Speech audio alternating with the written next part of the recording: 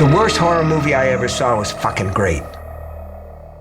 Hello and welcome to This May Hurt a Bit. My name is James Strayer and this is John C. Myers. And we are a horror franchise podcast discussing each film in popular and not so popular franchises. And today we are talking about Phantasm. So we are switching gears from our Friday the 13th series. We've got 11 of those under our belts and we're doing quite an about face, I feel like, with this franchise. I'll say at the top before we dive into it, this one is a little bit harder for me to be completely objective about because it's pretty near and dear to my heart. And I don't know if it's near and dear like beat by beat necessarily, but when I think of Phantasm, I just think, childhood, cable TV, 3 o'clock movie. I don't know if this was the first horror movie I saw, but as far as like more actual kind of scary horror movies, I think it was like Phantasm 2 and this and Phantasm 1 on cable on Saturday afternoons. So this is a classic one for me. Whether it's good or not, I don't know, but I like it a lot. And had you seen this one before? I had seen it before. Yeah, I'd seen this one a couple of times. I don't know what it was about this time. It was just like all the straightforwardness of the Jason movies, but something clicked. And I am severely phantasm pilled now. Yes, man, I love this movie. Yes, totally. It's got problems, but holy crap, was I on board for this like I never was before. I don't know what it was. Totally. Yeah, I love it. Yeah, and this is, we don't need to do constant comparisons to Friday the 13th because I don't know if you can really make it. But this is a perfect example of like where my horror movie sensibilities sit, just something a little bit more imaginative and otherworldly. Obviously, I love slasher movies too, and maybe a little less so on like the home invasion style, but like the more fantastical, the more kind of into it I tend to get personally. Yeah, it's got like weird dream logic, cool sound design, a hip ice cream man. Like what's not to love? Right. Yeah, that is a big thing too, and that might be part of the reason why I remember it so fondly is because like I remember the story, but the story is not the important part. Yeah. You get some beats and it'll be a little bit harder to go through. But like at the top, this is for people who don't mind something that is just like, I don't want to say non-linear necessarily, but like definitely more on the kind of David Lynch. We're just going to put a pastiche of like cool images together at some point to evoke a feeling. Yeah, it's more vibes than anything else, which is a little bit more my cup of tea. Yeah. But I think it's for being a no budget movie. This guy's like third feature, which not to go too, make too much comparisons to Friday the 13th, but it's very interesting how kind of similarly Don Coscarelli and Sean S. Cunningham trajectories they had in that like neither one of their big hits was their first movie. And previously they made a movie in Sean Cunningham's case, it was Here Comes the Tigers. In Coscarelli's case, it was Kenny and Company. They both kind of like were up against the Bad News Bears. Yeah. They were kind of parallel to when they were coming out because Phantasm came out in 79 as well. But I just thought that was kind of funny. Definitely. And I mean, gosh, 22 years old, he's making his third feature. Honestly, like I did some research on this reading the Phantasm Exhumed book by Dustin McNeil. Okay. And he mentions that, for his first few movies anyway, that his dad, who worked in investing, helped get him the funds for it. Yes. So there's that aspect to it. But I will also say his mom helped out on the movie. In a bunch of different ways, and that's why I'm like, yeah, okay. It's not just like nepotism, like here's some money, go do it. Like his dad certainly helped, and that's having that leg up is great. But his mom did like costuming. She wrote the novelization for the movie. She did some special effects stuff, makeup. Like that's so cool. I don't know. That made me really happy. Phantasm, like it is a family business for them because she was a novelist, I believe. Yeah, if she wasn't at that point, she ended up becoming one. Yeah, it's sweet. I mean, that is part of the draw to this is just like where there might be technical problems, and I use that even loosely. Like this movie has so much heart to it that it's hard not to just kind of root for it. Like it's very competently made. So when it has these strange missteps, I think it serves its overall kind of dreaminess. There's still some pacing issues and stuff like that, but I think it gets away with a lot more because it seems like the intent is there. Whether or not it was, it seems like when a character is standing around for a long time, it seems different in this than say like an Ed Wood movie. Yeah. I do think about that a lot, especially with low budget or like first features. What, when things come out in the wash and you have a first or second time filmmaker say, "Oh, it's dream logic. Oh, it's meant to be like disjointed at the end." I feel like with this one, that's true. And sometimes I think it's a little bit of a cop out at times with other filmmakers. But I buy this one. It does a good enough job that when the reveal happens that it may be a dream, I'm not fully irritated. It doesn't seem like a what? Because everything's just been a regular movie and then you did this twist. It's all seemed very screwy.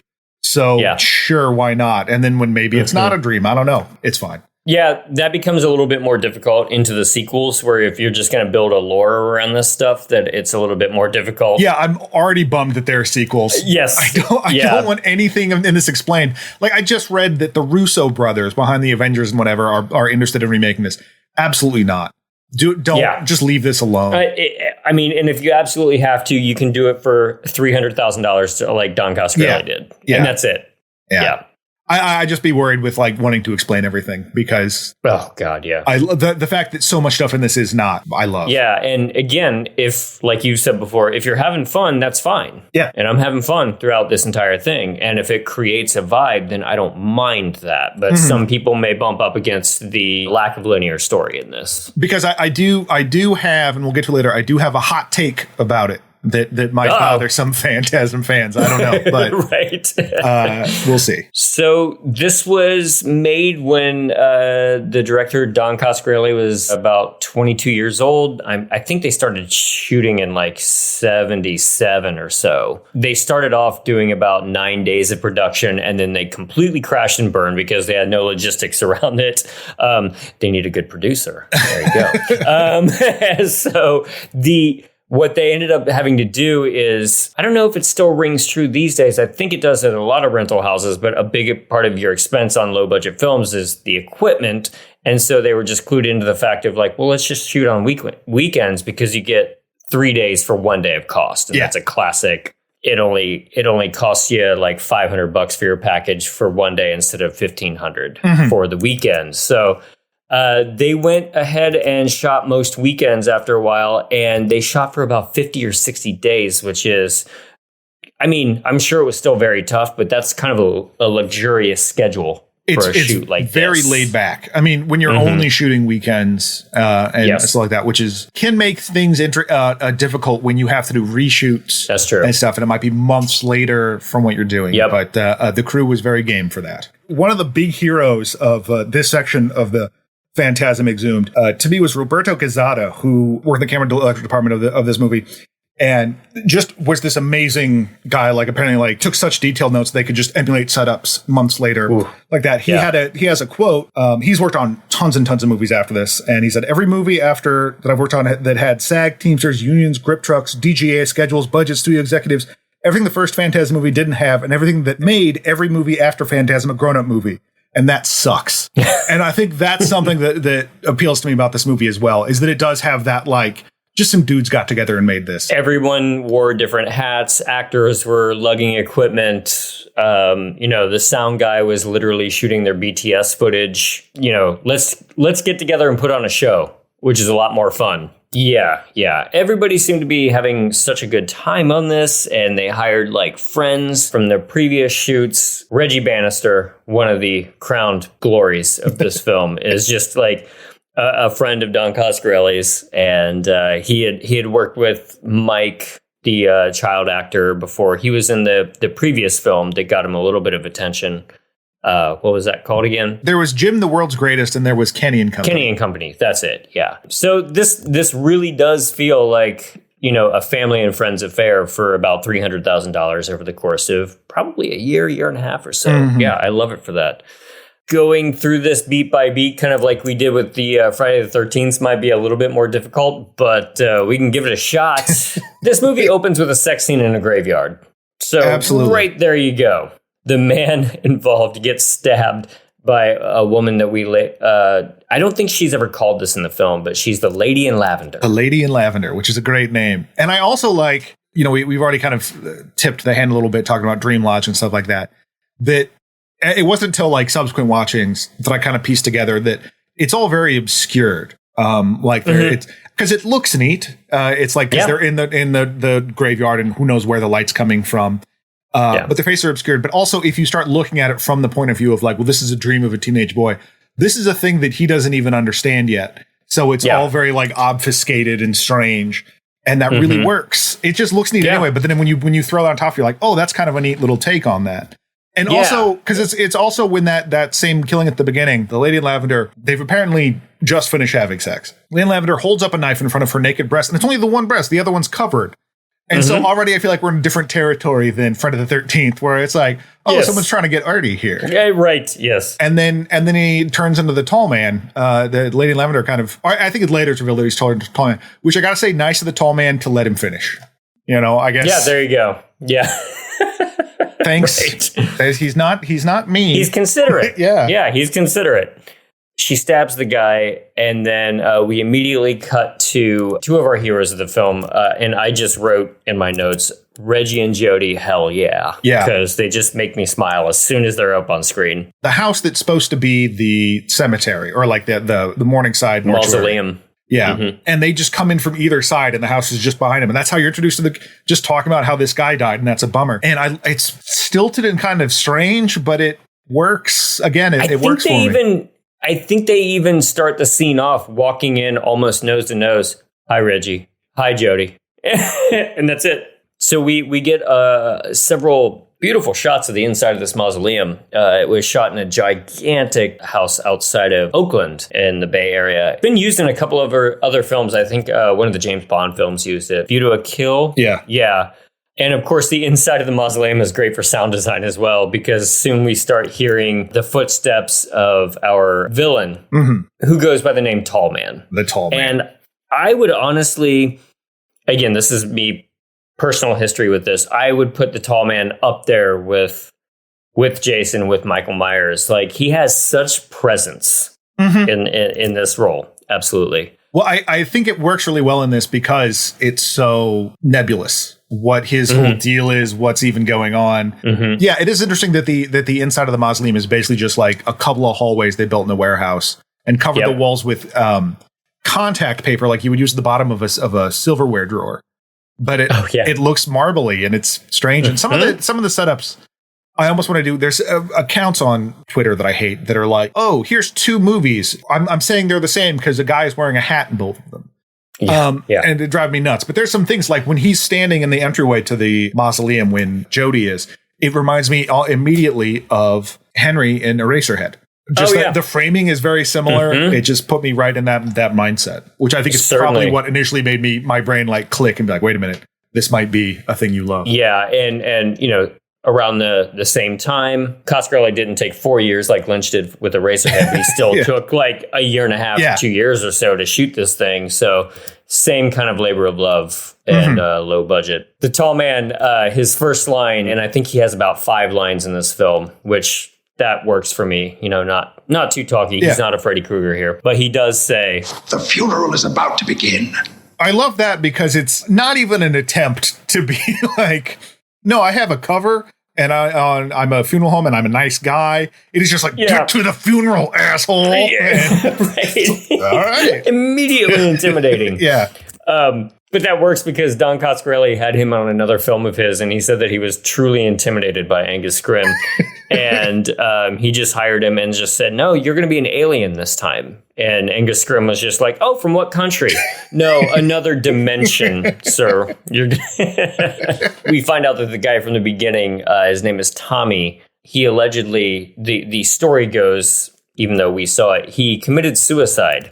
And that is a friend of Mike and Jody's. The protagonists. Yes, they're standing over his casket. And the whole beginning of this is, well, the whole film is just layered and layered with all this kind of like caskets, mausoleums. Everything is very, I don't know if it's a word, but funereal. Funeral? Funereal sounds like venereal to me, so I don't really want to say that. But yeah. That's the word. Yes. And then Mike is spying on the Tall Man with binoculars and spying on the entire grounds at this point. There's a lot of repeatedly in this movie, there's voiceover over what's happening later, or while other things are happening. And I think some of that is when this was recut later, they added, they in reshoots, whatever, they did some ADR and had stuff happen there. But there's a lot of sort of like exposition that happens that way. Like that's why that Mike isn't at the funeral, because funerals like really bug him. Later, you find out it's because their parents have died. Then, that sort of explains why there's this small boy like spying on them rather than being at the funeral. Yeah, and so he's a 13-year-old boy. Yeah, we quickly find out that his parents have died. Now his friend has died, and he spends a lot of the film worried that his older brother is going to die as well. Is going to leave him behind. Yeah, so there's a lot to this film about being from the point of view of a 13-year-old boy. Maybe finally starting to consider what death is. I don't want to put too much emphasis on that necessarily, but I think it's kind of fair though. Yeah, there's a bit of like dealing with grief and stuff like that through there, but it's ultimately this weirdo version of a Spielberg movie or something like that, where it's this kid's adventure thing where there's a weirdo in town and only you know what's going on, and I'm going to get my big older brother to help me. That could be done in this very like Stranger Things sort of way that it's taken in a very different direction here, and I like that. Maybe that's why I responded to it when I was 12 or 13 watching it on cable, because our character is a 13-year-old boy. Coscarelli had originally wanted to get the rights to do Ray Bradbury's Something Wicked This Way Comes, but those rights were just sold before he could get to them, and that's another great film from the same era. I've never seen it. But that also has, like, it's a little bit more Disney-y. I think Disney actually did do it. It's far less violent than this, but it has the same kind of creepy 70s horror vibe that this does. So yeah, Mike is spying, and he sees the tall man lift a casket by himself and place it into a hearse. I don't know if you've ever lifted a casket, but not by myself. Yes, but, by yourself. Yeah. No, and it took me a second. Because they set it up by showing everyone carrying the casket before. But when he was just lifting it, took me a second to be like, oh, wait, that's weird. Yes. I don't know. I'm slow on the uptake. Yeah. Sure. And then we hear for the first time the Phantasm theme. Yes. Which this is definitely one of my favorite horror scores ever. To me, I do think that this is just as good as Halloween, which is probably the most famous. Well, it's so funny how that minimalism kind of works for it. It's like Halloween, The Exorcist with Jean-Paul Jarre's things pretty clearly. Suspiria, obviously. Like, I mean, Suspiria picks up at Ghost Places, but those basic stanzas that they're very, very simple and repeatable. I always like that. And and this is no exception. This score does pick up with like a little bit of like live drums and like a more full band feel towards the end, similar to Goblin and that kind of Suspiria style. They kind of do a little bit of like a Brady Bunch thing with it, where it's like the main theme gets like used in other ways in play, like sometimes it's slower, sometimes, evoking different moods. But yeah, I'm a big fan. The whole sound design in this movie, I think, helps it a lot. Absolutely, it does. Yeah. Mike goes to see a psychic because he's worried about Jody leaving. And the psychic is a very old woman who is taken care of by a younger woman. There's some really great, simple, goofy effects of a box appearing in front of him, and he basically puts his hand in the box just like Dune. What I like is that, and I think it's just the way that we do movies now, is that they went, hey, you know what's cool, that thing in Dune? Let's just do that. Rather than, what if we did the thing in Dune and let everyone know we're doing the thing in Dune? That's so then true. They'll know that we know, and then it's fine. But they just went, no, let's just do the box thing. And it's great. I think they even say fear is the killer. Fear is the killer. They don't say fear is the mind killer, et cetera, et cetera. And instead of being the thing that like the Bene Gesserit test, which separates man from beast, so to speak, it's more just like, hey, don't be afraid. Things are going to be all right. Which, in the larger message of the film and potentially the dream, like, okay, that's a voice of reason. It's still Dune. That's a scene I love just because it's just so over the top, because there's candles everywhere. Like, it's like these are just people in their house apparently, but there's candles absolutely everywhere. And it's not how you live. I'm not. Don't you see my background? Could you turn down the Enya, please? That would be great. Yeah. But yeah, the daughter is she's not a great actress, and so her line reads are very stiff, very stilted. It still works for me because everything's so bizarre anyway. And obviously, I think bringing some stuff to this movie, I'm immediately thinking of the old woman and her son in Twin Peaks: Firewalk with Me. Yes, The Tremons. So basically, David Lynch saw Phantasm. Ripped off Phantasm. I think David Lynch saw Phantasm. I think Wes Craven saw Phantasm. I think J.J. Abrams saw Phantasm. Like, thank gosh. Yeah. That's one thing I will give J.J. Abrams is that whether or not he wants to remake this, at least he had the temerity to be like, hey, we should restore this and make sure this is good and get this out there because this movie rules. And there's people like that. Like, why didn't he do Phantasm 3: Lord of the Dead? We'll find out because I haven't watched that one yet. Because why did he stop with just the first one to restore? I want to know. Maybe he hasn't seen the other ones yet, and he's been too busy. Right. But yeah, it's like him and Guillermo del Toro. Like, I don't necessarily love their movies, but I love how into the movies they are. Yes. Yeah. And who else is going to sink $100,000 into restoring Phantasm? Right. That has $100,000 to do that. There you go. Yes. Yeah, because that had to have come like out of his own company's budget. Right. Yeah. That's for the love. After the Bene Gesserit, Reggie pulls up in his ice cream truck in full uniform. So we get introduced to Reggie proper. Now, Reggie, how would you describe him? I mean, there's the all-white ice cream vendor uniform with a black bow tie, balding on top with a pulled back ponytail. So it's kind of a skullet. Yep. Really. Kind of a rugged dude, but loyal to the end is Reggie Bannister. Just a kick-ass dork. Yeah. I love him. He's just dorky as hell. And then, because like when you've introduced him already, and you're like, oh yeah, bald with the ponytail. You could just look like that and be in a movie. Yeah. But then when he rolls up, Jody is just hanging out on the porch playing guitar and wearing one of the dumbest hats I've seen. Like, it's like he got kicked out of the Droogs and he's singing the blues about it. Right. But so when Reggie shows up, you're like, man, Reggie's a cool guy. He's not wearing that hat. So you're saying he looks even cooler sitting next to Jody. Like that was done to be like, okay, Jody's gonna do some awesome stuff later, but right now we're gonna show you how cool Reg is because he's hatless, and that helps. Yes. Both of them are playing guitar, and they just start jamming on the porch together for a solid 45 seconds or so. And this is, again, I find this movie so damn endearing because maybe when I first saw it, I didn't think about it twice. Then probably when I watched it again in my 20s, I thought it was kind of dumb. But now I love it. Yes. I love it. It completely fits the characters. It sets them up. They probably jam out on the porch and drink beer all the time together. Not just any beer. I think it's Dos Equis. Dos Equis, yes. I feel the sincerity in this scene 100%. Well, and it's funny because reading, again, that Phantasm Exhumed book where the actor that played Jody, that was like one of his songs or something. And he's like, and Reggie just like improvised on the guitar real quick there. I don't like the that we did, but whatever, fine. I'm like, that's such like a music guy. Like, I don't know. Totally it is. Yeah, it's a songwriter criticism. Yeah, but it was, it's just a fun, stupid scene. And I particularly like, there's stuff later in the movie that I feel like is more filler than this. There are certain things that feel like that when you're kind of like, it feels like we're doing the same thing again. This didn't bother me so much this time around, but yeah, it is just like this movie takes its time a bit.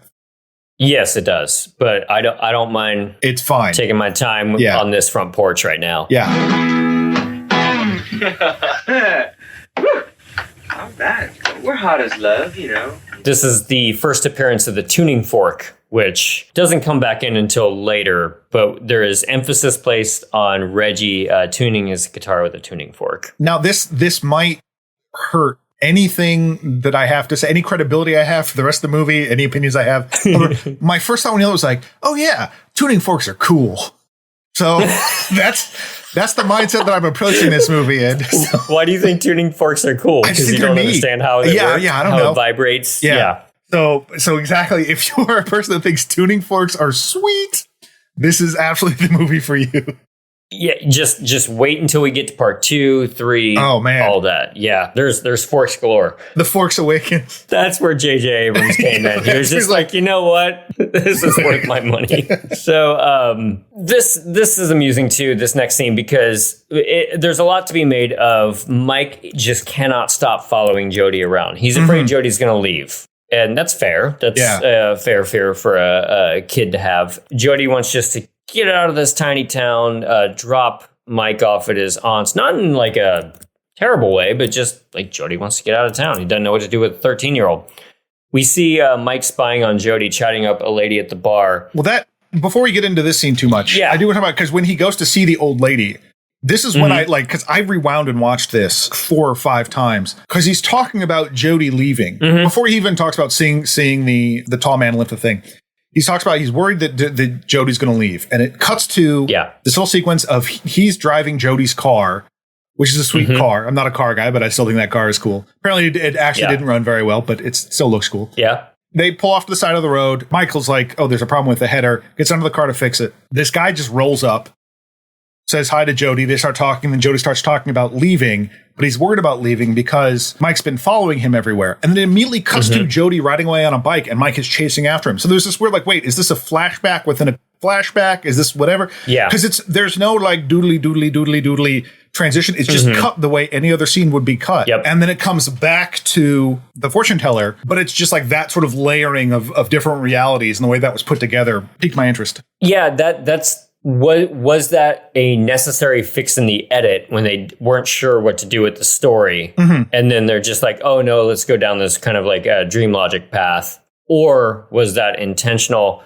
That's a great example of that debate, and I don't think you'll ever know, and it either works for you or it doesn't. Yeah, and it works for me. Yeah, because they're certainly like this movie was a lot longer to start with, and they excised a lot of character stuff. Like there was a whole thing about like the family owning a bank and Jody working there and characters there, and I think keeping it more mysterious definitely helps it out. But that kind of how that was put together, you could look at that and just be like, well, what? That seems like a mistake. That seems bad. But it does seem like there was an intentionality there. Yeah, maybe not at first, but when they probably arrived to that in the edit choices, it absolutely works. Works for me. But then, because Mike is a creep, because he's just following Jody everywhere, including to the bar where he meets the lady in lavender. And within 6 seconds, Jody's like, sure, I'll go have sex in a graveyard with you. This group of guys have a type, let me tell you. Every female character in this movie is blonde. With the exception of the grandma, so. Oh, that's true. Yeah. And that equals 2. Yeah. I think. Jody very quickly leaves with the lady in lavender and takes her out to the same graveyard where I think Tommy met his demise. Mike follows, and he starts seeing these little creatures, little things in robes. And he has seen them once before at the very beginning that we just sort of skipped over because these things are pretty ubiquitous. Yeah. Interesting about the love scene that is happening between Jody and the lady in lavender. There's actually 4 people involved in that scene, possibly 5, because the actress who played the lady in lavender, Kathy Lester, was like, I'm not showing my breasts. I'm not, She's like, okay, well, you be comfortable using a body double. She's like, yeah, because I'm not showing my boobs. So there's her body double, and then Bill Thornbury, who's Jody, did not want to show his butt. So that's just a crew member was like, yeah, you can show my butt. Wow. So there's 2 more people, and then to do the close up, because she was uncomfortable because she had just met Bill Thornbury. Yes. So these, so it's like feeling very uncomfortable about being this close to him, and then like when they had to do the close ups, they're like, you're in ecstasy or whatever. She was actually, I think, straddling the guy that played Tommy that died because they knew each other. Felt more comfortable doing that. So there's like 5 different people doing this love scene, which is movie magic. Great. Yeah, editing. Yes. But I also like you could make an argument. I don't think back to the dwarf guys.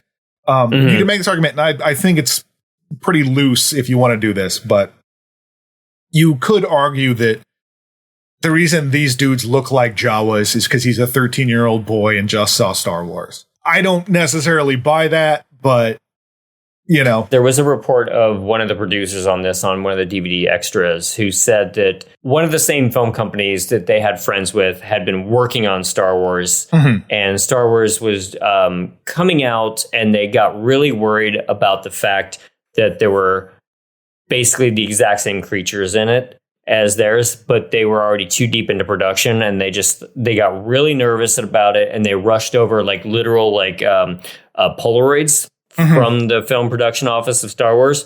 I don't know if the dates line up necessarily, but I also I don't know, little tiny creatures in brown robes. Yeah, it did influence the creation of the sphere, because initially Coscarelli wanted the sphere to have syringes on it, and then they saw the torture droid thing. Oh, there you go. The interrogation droid, and they just went, nope, can't do that now. So yes. Well, that's good because I like to look at the spheres better. He gets distracted. He gets scared by the little dwarf guy and goes tearing through. And then just like just a bad piece of comedy when Jody looks up, has panties hanging from his mouth and is like, what's going on? What? Yeah. Yeah. And they stay in his mouth for like several cuts too. I would prefer that it was like that he was actually making love to like a 19th century dandy and he just pulled his pocket square out with his teeth. I think that's first base. yes. The pocket square teeth. Yeah. Oh my. Jody chases after Mike for a while just to be like, what are you doing, man? Like, why are you spying on me doing this? I didn't mean any harm, but it's out there. It's gonna get me. What's out there? I don't know. It was little and brown and low to the ground. It's probably just a gopher in heat. Oh, obviously. Yes. That was my first thought. I know exactly what that looks like. I can catalog that. From here, we do Mike wakes up in his bed in one of the greatest shots of the scene. Actually, these next two scenes to me are like two of the best visuals that this movie has to offer because Mike is asleep in a bed. The tall man is over his headboard, essentially, and then a whole bunch of the little Jawa creatures start like pawing at him, and as the camera like zooms out of him to realize that his bed is outside in the graveyard. And again, is it a dream? Is it just cool visual? I don't care. Well, yeah, I mean, again, Roberto Cazada really focused on getting that to work, so he made sure the lighting like really matched. And it's so funny as you continue reading that so much of the stuff that was done like outside and dangerous, whatever, and it's like all you can see behind them is just blackness. So like, you could have just shot this inside and it would have been fine. Inside, but it still works. Yep. If there's a scene that's better than Mike waking up in his bed in a graveyard with the tall man over him, it's this one. Mike sees the tall man just strutting down the street in slow motion. The street is very much a small town USA. Mm-hmm. Tall man just walks right past Reggie, who's unloading his ice cream truck, stops for a second, turns and looks right at Mike all in slow motion, sniffs the vapor coming out of the ice cream truck, and then just walks on by. And it's my favorite shot of the film. It's wild. So, because apparently it's supposed to indicate that the tall man is hurt by cold. But it kind of seems like he's just grooving on what's ever coming out of that truck. And I love absolutely it. He does think this so. like weird like dance, hands open like this. Ooh, yeah. Yeah, it's almost like a sexy like 80s hair metal music video or something like, with the tall man. There's like a sweet guitar lick happening right there. And it's like, he's really feeling the music. When I used to leave my office downtown at Two Penguins, I would just envision myself walking downtown quickly on a Friday because I was so excited to be done and out for the weekend. I would envision the tall man walking just like that. It's, it's like even work at 4 on a Friday. It's the tough week at the dwarf creation factory. Exactly. Time to kick back. Time for me time. Which is, I make dwarves in my free time. It's just, I love it. But I do that for me, not for other people. Not for business. Not for business. For the love of the game. They're working on this car again, and the car comes up a lot, and it really drives home the whole like 13-year-old boy aspect of this movie. Yeah. If this is from his point of view, absolutely, you'd be like, and then in my dream world that like my brother lets me touch his car, and I'm fixing the car actually. Yeah, I'm fixing the car, and there's guitars and there's guns, and it's absolutely a 13-year-old boy idea. Mike is under the car working on the car, and then it just starts shaking a bunch. You don't know what's going on, what's shaking, but he's like, oh gosh, because it's up on a jack, and then it does fall on him and traps him under there. And then he sees some feet outside. Oh no! And he is able to still like be able to move and hit the feet with a hammer. And it's Jody going, "Whoa, that hurts!" Yeah. And then Michael just rolls out of the car and he's fine. And again, it's just this. It seems like an error. It seems like that doesn't cut together, and it might not. But it's just like for how weird this movie has been up to this point, and it's hard to get that across without actually seeing it. But because the movie has this certain vibe to or whatever, that makes sense that he's fine now. Yeah, it works. The car, I guess, is like tall enough on those giant wheels that like little kid can withstand it being dropped on him. Yeah. when he was trapped before, now he's not, because it's a dream logic. It's fine. He's anxious to convince Jody that there's some spookiness about, I suppose. And so Mike ends up going and breaking into the mausoleum to just have a look around. And there's lots of scenes of him just skulking around the mausoleum. In another movie, I might think it's too many, but it completely works here to set the vibe of the inside of the tall man's domain. Mm-hmm. He even has to like hide in a coffin. Yeah. And then at the 36-minute mark, I just really wanted to know wherein we get the introduction of the silver flying spheres, which if you know if you just had a passing sense of what Phantasm is about, you've seen the tall man and you've seen the silver spheres. Yeah. And they're probably the most iconic and most important thing in the series, I think. Yeah. Having only seen this one, I know I've seen the second one, but I really don't remember it very well. But I think the sphere's kind of dumb.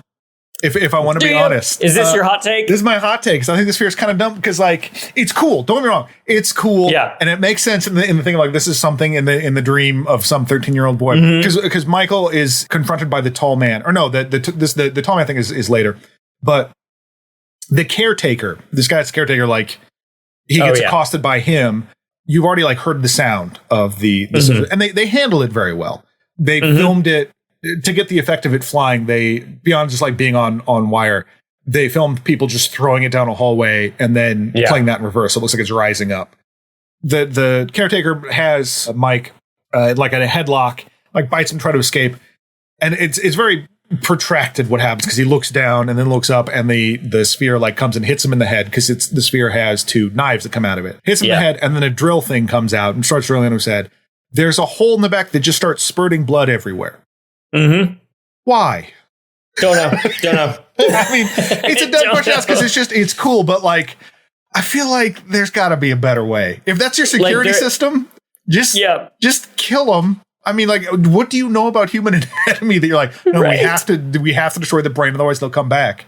You know, I don't know. It's not explained. But when the blood starts spreading at the back, I'm a little bit like, okay, that seems unnecessary. It's almost like it's a tool that there should be a hose strapped to the back of it. Like if you're using that on an operating table or something, you're going to drain the skull of blood. Right. Use this cool ball for some reason, and it just sucks it out. But I love the shot so much. The caretaker they're great. If it was like a little, because it's so strange and how like that's a bit of an awkward part because the guy, like I said, he looks down, looks up, thunk. It's very. If it happened a lot quicker, it's kind of comedic. Yeah.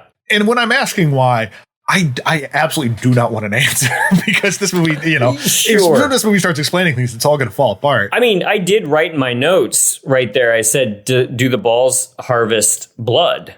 Yeah. And there you go.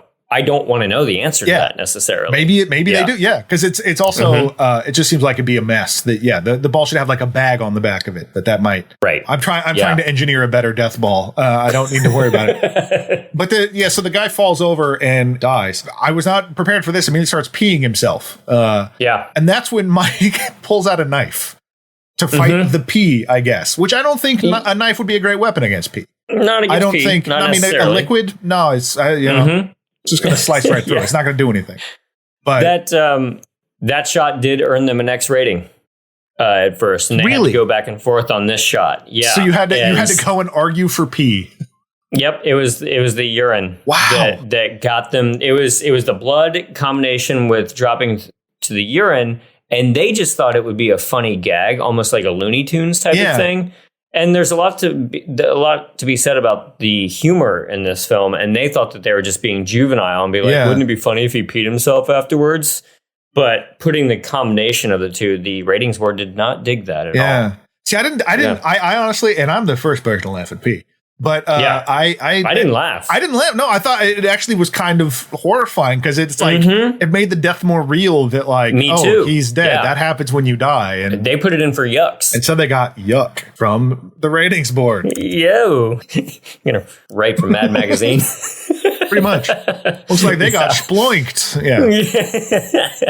Yeah. Tall man appears and chases Mike through the entire building, and Mike barricades himself in a room. But just as he pulls the door closed, the tall man's fingers are caught in the door, and he ends up cutting several fingers off, and yellow ichor just sprays all over the inside of the room. It's great. It is nasty. Shooting that scene was kind of like a last minute thing, and they ended up getting Angus Scrimm out of bed to do it. Angus Scrimm, during the filming of this, was like caring for his mother, who was, he and his sister were caring for his mother, who was going through Alzheimer's like thing. Oh gosh. Yeah. And so he was doing that, and like he got called to last minute to go do that. And then it took because it's a movie set, it took forever for them to actually, they're like, it'll be a half hour.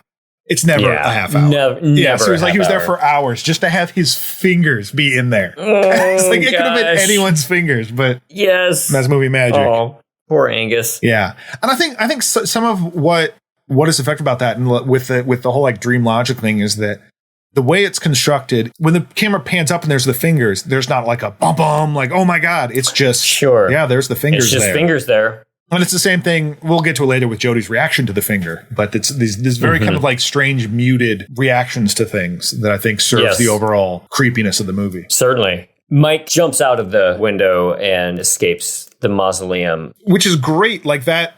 Again, with the dream logic thing, that was, as he's escaping, he's going down this dark hallway, and a dwarf just appears behind him.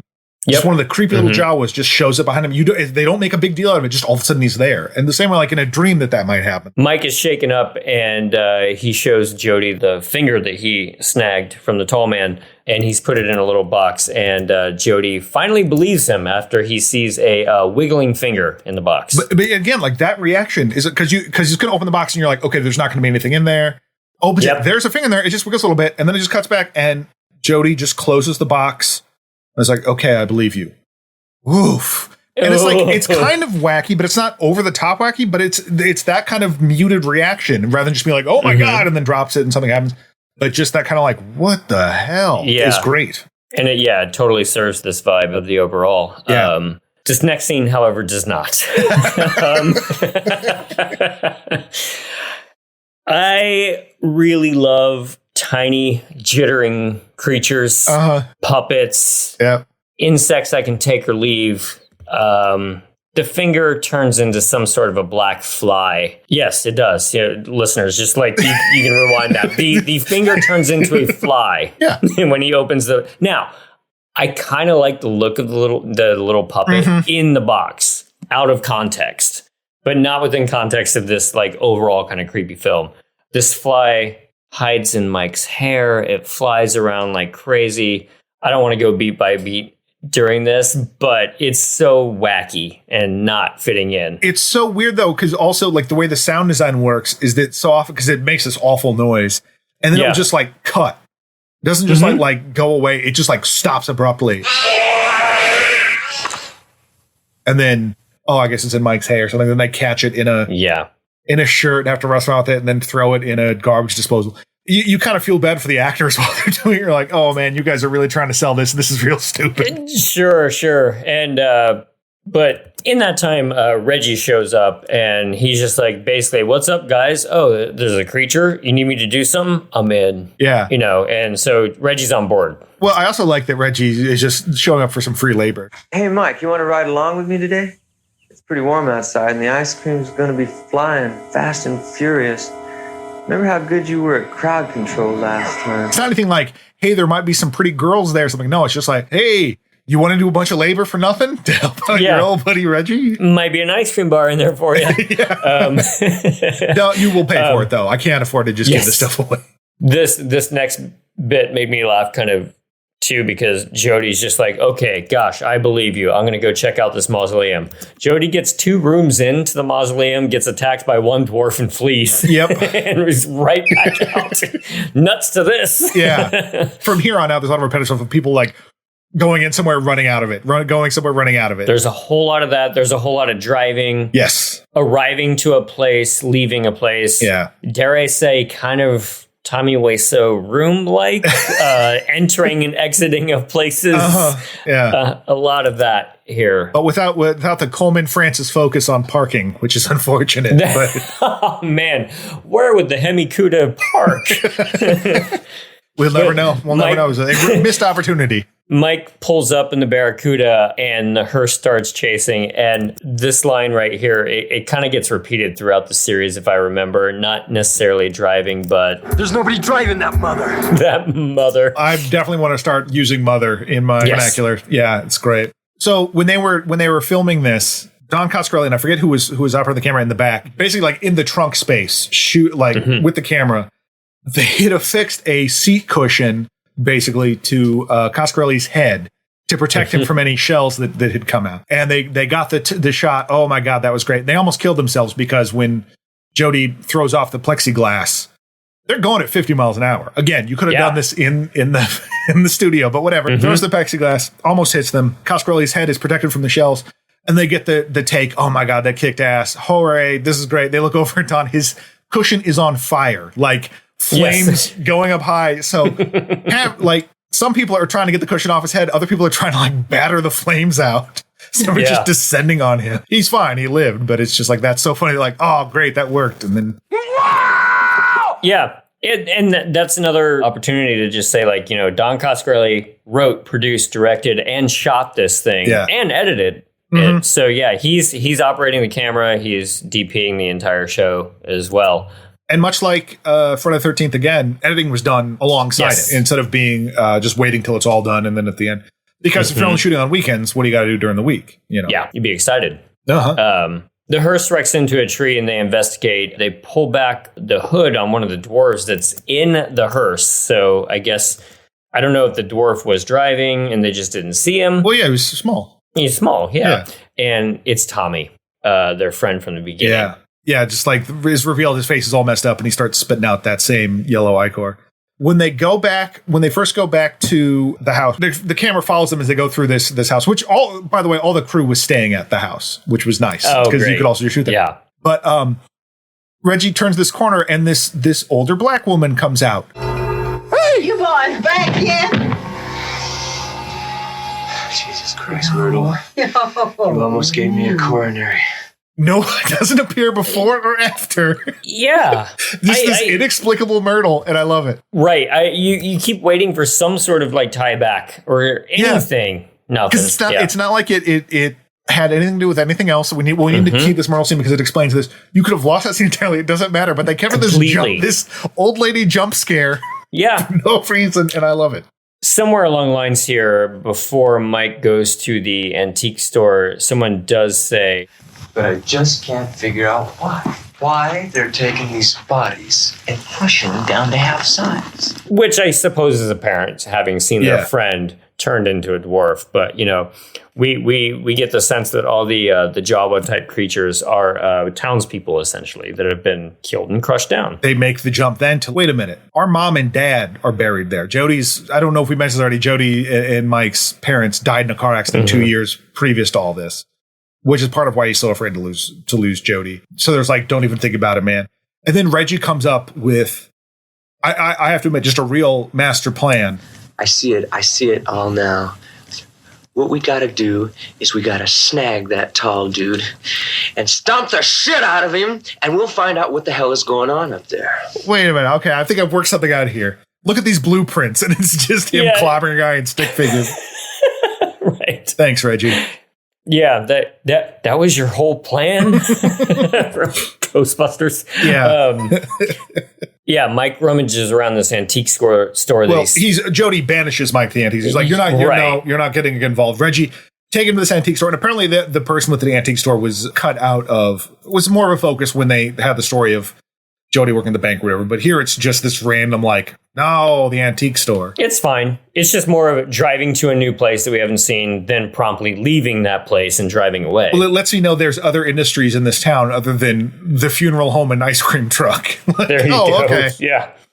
Oh, I guess there's a bar too. Mike basically hightails it and goes right back out. He does rummage around the antique store and he sees an old photo of the tall man who is driving a horse-drawn hearse, which I like that phrase in itself. And he turns and looks at Mike, and I like that sequence quite a lot. It's very simple, but it works. I'm debating whether I like that. Would it have been creepier if he just turned and looked, or does it help that the camera zooms in too, that there's motion within the photo? Which, again, I can't help but go like, oh, Stephen King saw Phantasm, because that's same shit happens in It, and very effectively in It.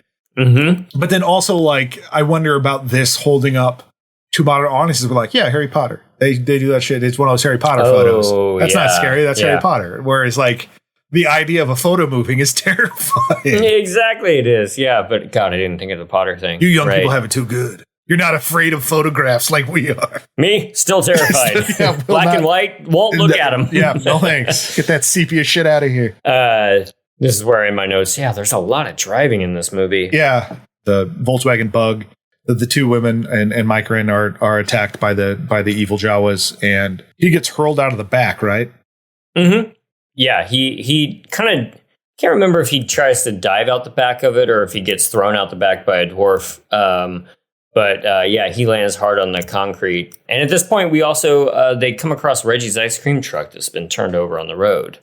And the yellow stuff is dripping out the freezer. Then Michael sends a psychic message to Jody. Yeah. I mean, that's what I get from that. It's like Warren G and Nate Dogg. You know, somehow they know they're in trouble. Mike starts running home and he's fine, but Jody knows that something's going on and he's got to do something.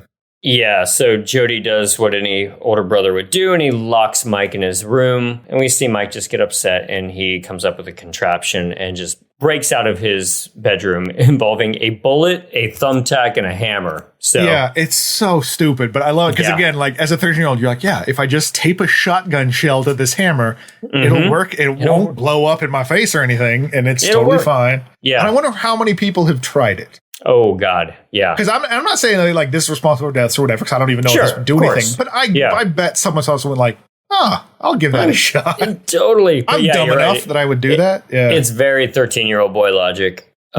He's built a thermonuclear device out of a hammer and tape. Yeah, great. Perfect. Yeah, the tall man is waiting for Mike on the other side of the door, grabs him immediately, and hauls him into the hearse. And we've got more driving to place and diving out of cars. And so it does get a little repetitive here, definitely. Yeah. There's a whole lot of running around right here.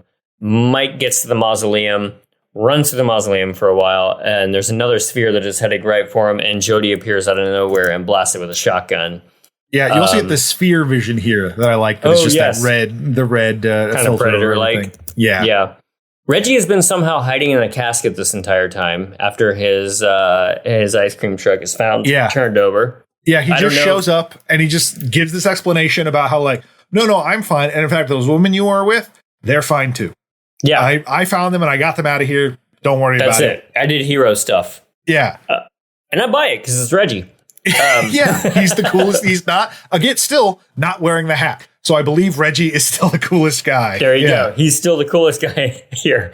They walk through a door at the end of the hallway, and this is where I start really loving this movie all over again, because stacked in this white room, this very bright white room, are tons and tons of barrels. It looks like kind of beer kegs, actually.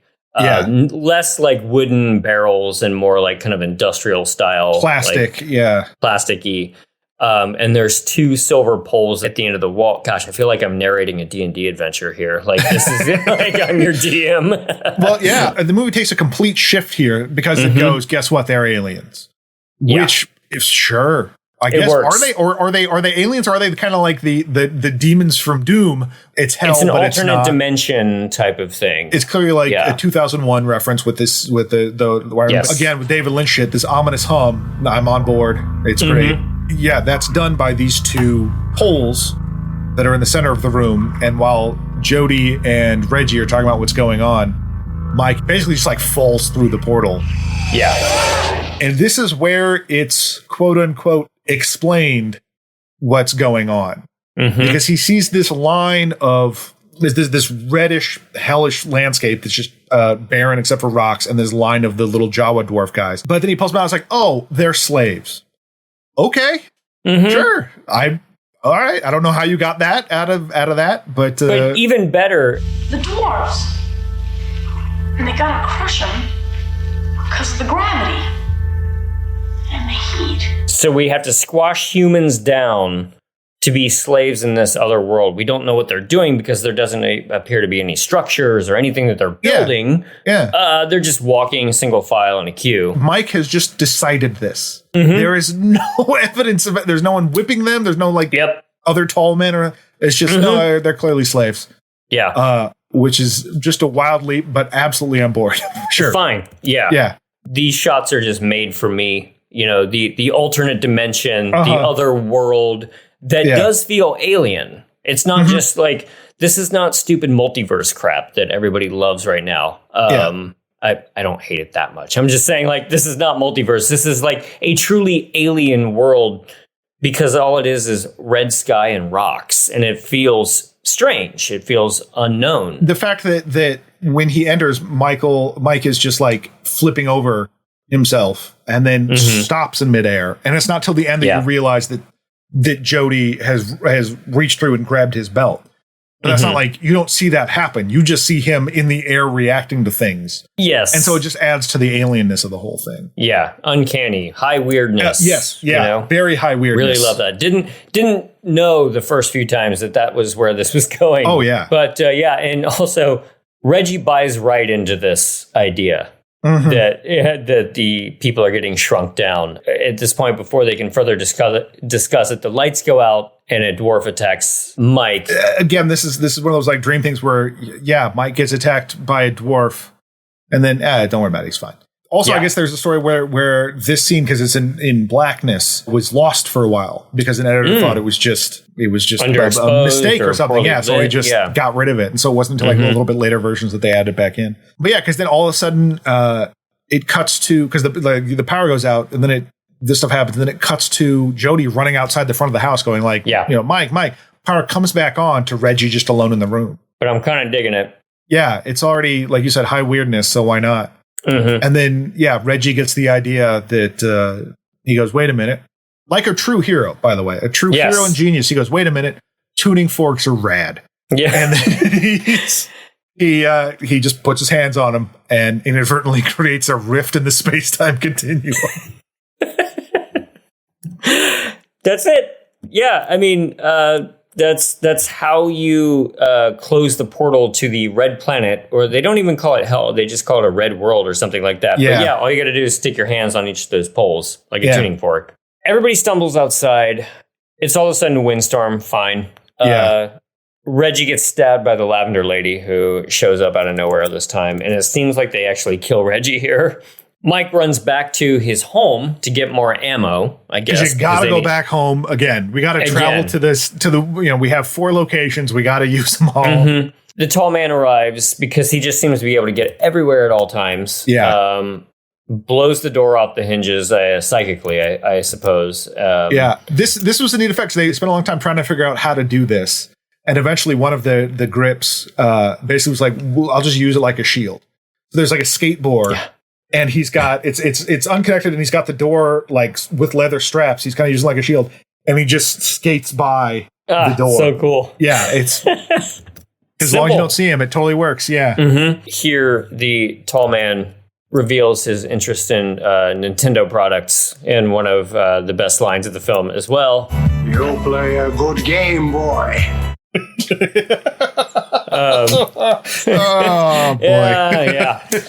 Boy, there's a missed marketing opportunity of them. Just like an ad for the tall man beating Mike at Tetris. Gosh, when did the Game Boy come out? Like maybe 86 or so? 10 years later, at least 10 years later. So the tall man was playing with portable power, like way ahead of time. That's how good he was. For some reason, I think they bring it up before, but they decided they need to lure the tall man to a mine shaft. And there was so many different endings of this film shot. Some of them, spoilers, show up in other films. But I think this is largely based around the idea that no one's actually said this, but this is the most ambiguous of all the endings. Because I don't think Don Coscarelli ever had an intention of making a second film, but I don't know. You don't kill off your main villain who's that cool, like that definitively. Well, it's interesting because it seems like it should end with the whole like collapse of the portal. But then there's this whole protracted thing about like, well, now we got to stop the tall man, even though like his scheme has been foiled. Yeah. No, then it's like, well, we have to get him. We can't just shoot him. Apparently, we have to trap him in this whole thing. And so it is a bit more ambiguous because it is like, well, he's trapped, but he's still alive.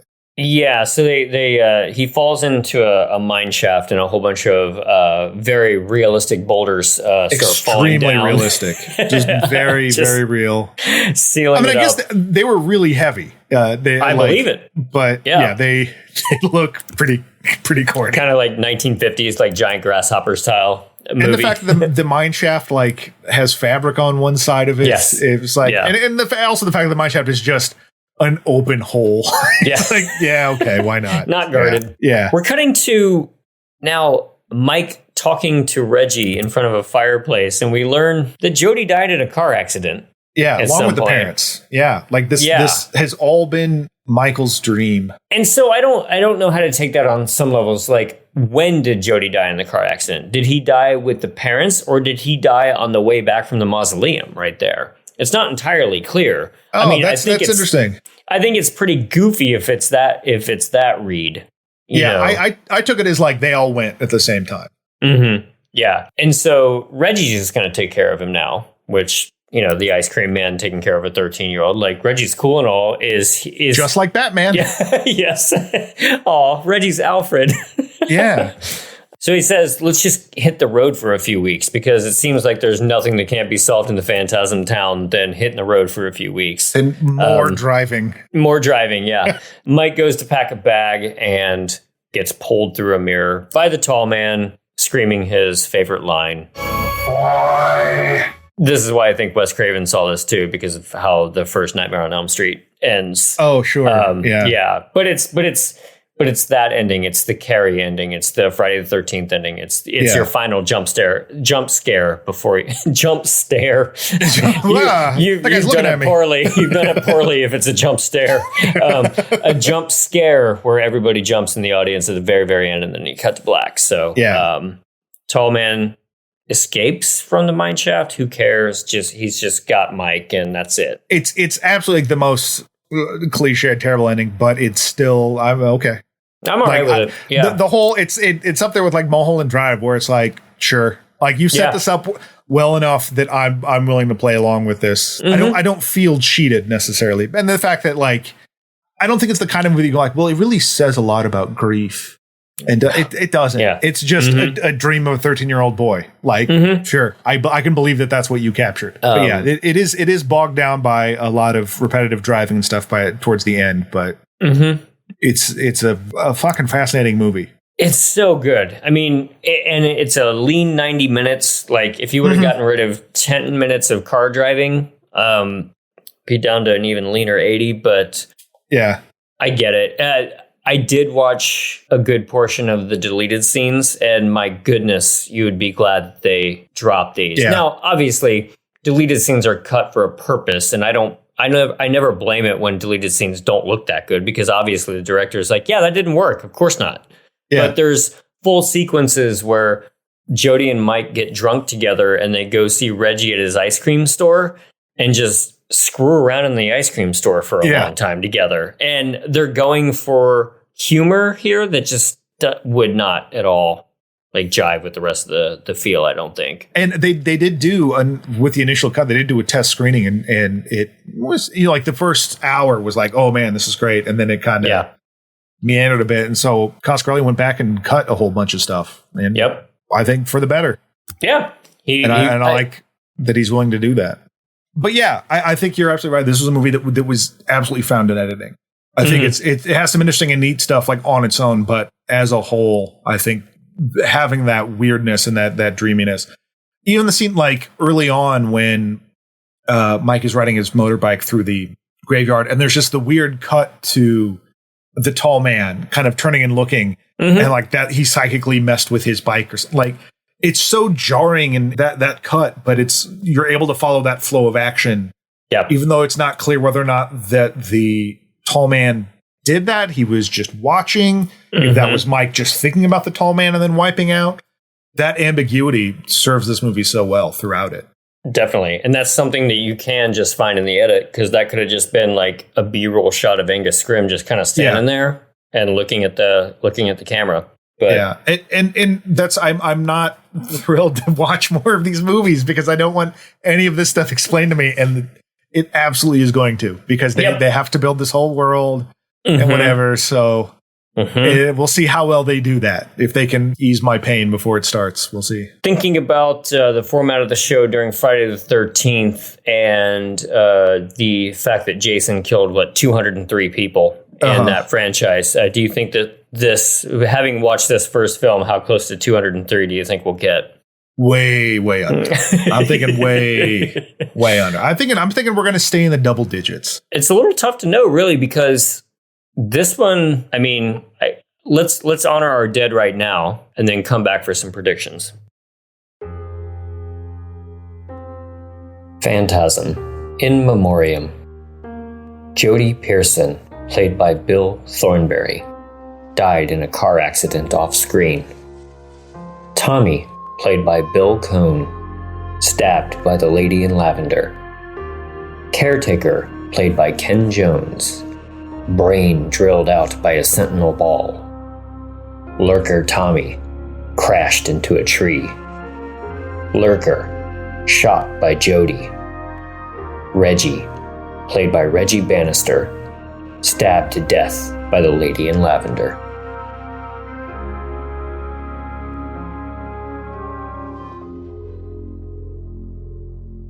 And we're back. So there was only a few in this film. And I have to wonder, with sequels, the body count always goes up. Right. But when you start from such a low number, I just wonder where it's going to go 2, 3, 4, and 5. So do you have a number in mind for this series? I'm going to say 60. 60? I'm going to go an even 60. I'm going to go wildly under. And yes, I've seen these before, but I truly can't remember how bloody they get, especially in 4 or 5, because I think I've only seen 4 and 5 once a piece. I'm going to go 32.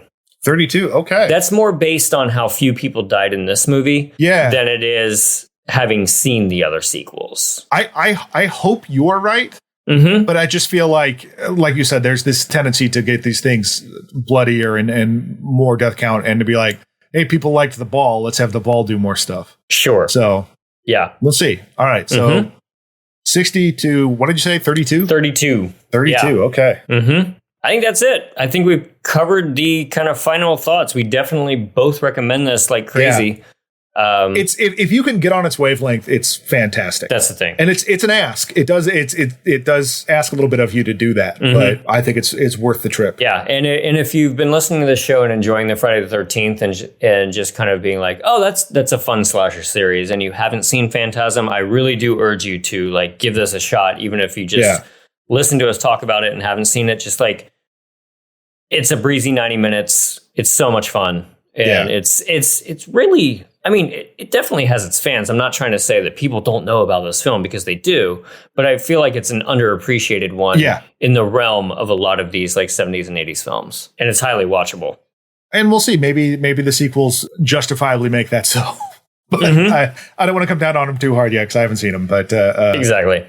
I know there's a huge gap between this one and the second one. There's at least 10 years. Yeah, after this one, and I'm sure we'll cover it in next week's episode, but Don Coscarelli went on to make Beastmaster after this. Now, I swear to God, I haven't seen that. My mom tells me that I loved that movie when I was a kid, but I think she just is confusing that with He-Man in general, because I don't think I've ever seen Beastmaster. And I would have known if I'd seen Beastmaster 2 Through the Portal of Time, because it has Wings Hauser in it. Yep, there you go. And you don't forget Wings Hauser. You do not forget Wings Hauser, no.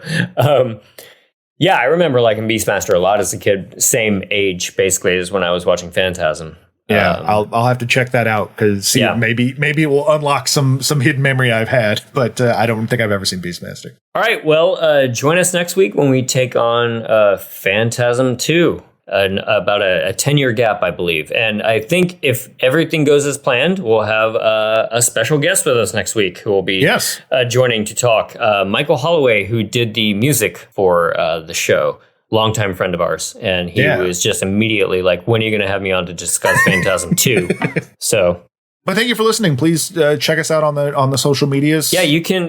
Thanks for listening and following along. And you can find us on Twitter at Hurt a Bit and on Instagram, where we post a little bit more often at This May Hurt a Bit Pod.